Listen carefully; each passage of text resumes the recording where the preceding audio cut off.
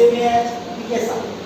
Okay, and behind me there are 35 years of experience. I am spreading knowledge of mathematics in our rural area. I am not an urban area's teacher. I am just a teacher of rural area. And last 35 years I am spreading the knowledge of mathematics in our area.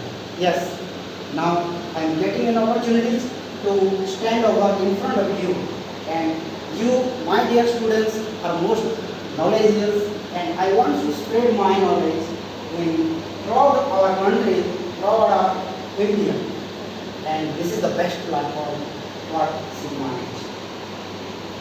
Sigma is the best platform for me to spread my knowledge throughout the country, because in every parents, every students, every teachers are speaking about Sigma, because this institute gives knowledge.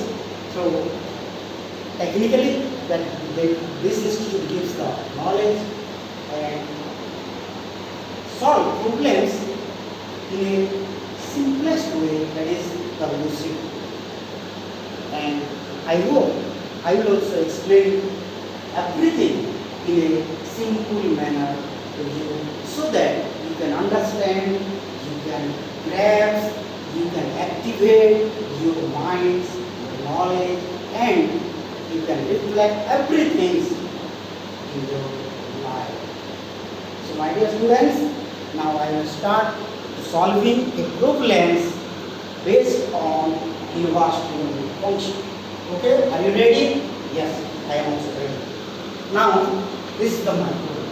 My problem is, the given condition is that if sin inverse x plus sin inverse y plus sin inverse z is equal to 5, then we have to show that x to the power 4 plus y to the power 4 plus z to the power 4 plus 4x square y square z square equals to 2 times x square y square plus y square z square plus z square x square.